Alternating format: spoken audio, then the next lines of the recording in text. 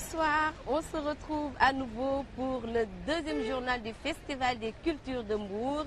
Eh bien, c'est le premier cadeau de Noël que la commune a bien voulu offrir à ses administrés. C'est très sympa. En plus, la manifestation obéit à un concept, celui de la décentralisation culturelle. Il s'agit de mettre en synergie la culture, l'artisanat d'art, le tourisme pour renforcer davantage l'économie touristique. Eh bien, notre reporter El Hadj Ndiaye, à travers la cérémonie officielle, a bien voulu nous faire le résumé de ce concept. Nous déclarons au nom de Monsieur le ministre de la Culture solennellement ouvert le premier festival des cultures de Mbour. Je vous remercie. C'est parti. La commune de Mbour a sorti ce mercredi sa grosse artillerie culturelle. Grâce à son cosmopolitisme, Mbour regorge de potentialités culturelles indéniables qui, mises en valeur, peuvent donner un souffle nouveau au tourisme.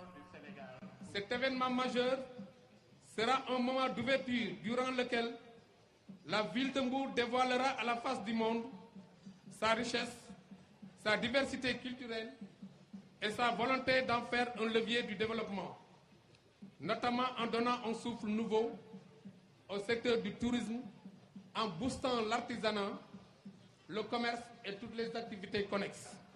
Sous le même registre, le directeur des arts et de la culture qui a salué l'initiative qui donne corps au concept de décentralisation de l'acte culturel a par ailleurs préconisé la valorisation du triptyque tourisme, artisanat d'art et activités culturelles pour une meilleure promotion du Sénégal. L'hymne du festival, dira Babacar Mbeng, coordonnateur du festival, a déjà été une réussite, gage du développement du tourisme et du cadre de vie des populations en s'appuyant sur la culture. La culture qui a d'ailleurs été mise en exergue avec un défilé de différentes troupes et associations, une preuve de la parfaite symbiose culturelle de la capitale de la Petite Côte.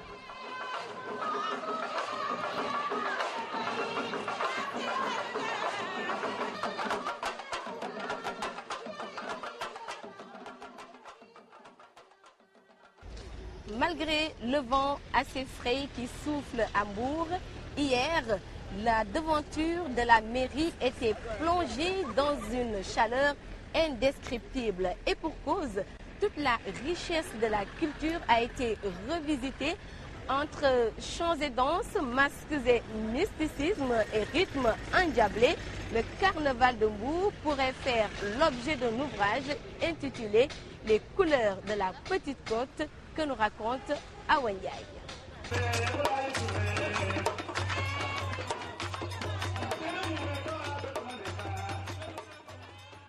Ce carnaval très coloré montre bien la diversité culturelle de Mbour. Mbour, une ville melting pot.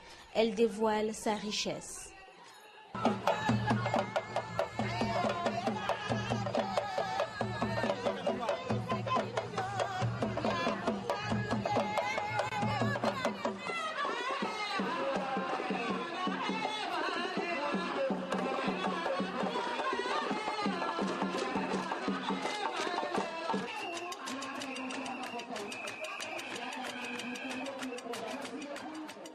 Les ethnies mettent en exergue leur culture ainsi que les accoutrements de leurs aïeux.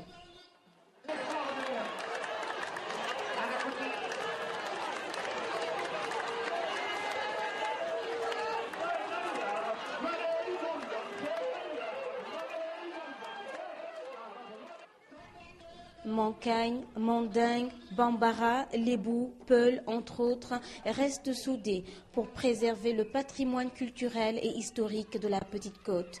Le Festival des cultures de Mbour est une occasion pour dévoiler ce brassage multiethnique, multiracial et multireligieux.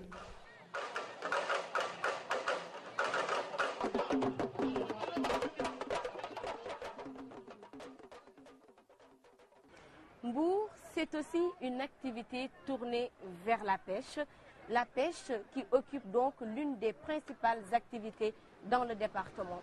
Seulement, depuis quelques années, la crise encore la crise a frappé de plein fouet le secteur. Pour ne pas le laisser engloutir par les eaux, les autorités ont donc décidé de construire un quai de pêche qui répond aux normes internationales. Des pôles qui s'activent dans la pêche, on n'en voit pas beaucoup. Pourtant, c'est bien notre reporter Ibrahima Diallo qui nous propose ce focus sur le quai de pêche de Mbour. Nous sommes au quai de pêche de Mbour. 8 heures passées de quelques minutes. C'est la grande affluence. Pêcheurs et mareyeurs s'activent autour des pirogues qui débarquent depuis 5 heures déjà. Ici, chaque compartiment avec son lot d'acteurs. Pêcheurs, mareyeurs, transformatrices, écueilleuses, porteurs, charretiers et pousse-pousse, comme on les appelle ici, partagent ce quai. C'est dans ce semblant de désordre qu'évoluent tous ces acteurs regroupés autour d'un GIE interprofessionnel. Nous sommes des milliers et des milliers. Personne dans ce quai ne peut donner le nombre exact d'acteurs. Chacun y trouve son intérêt. Nous nous sommes constitués en GIE pour assurer la gestion de ce joyau.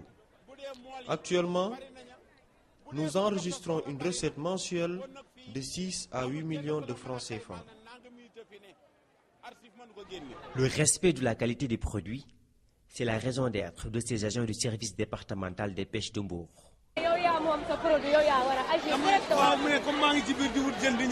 Chaque matin, ces agents sillonnent le quai pour assurer le contrôle sanitaire et la certification d'origine des produits.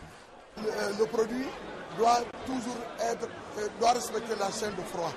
Alors donc nous veillons de sorte que les mareyeurs respectent cette chaîne de froid. Tout autour du quai gravitent d'autres activités accessoires. Faute de marché de poissons à Mbour, ces femmes squattent le quai de pêche pour vendre leurs poissons. Outre ces objectifs de répondre aux normes standards d'exportation et de consommation des produits halieutiques, ce quai construit en 2000 a un impact positif sur l'environnement de la ville de Mbour. Tant qu'il ne se noie pas, c'est bien inutile de vous le rappeler, mais puisque la répétition est pédagogique, à demain, même heure, même chaîne. En attendant, toute l'équipe de la RTS vous fait un grand coucou depuis le quai de pêche de Mbour.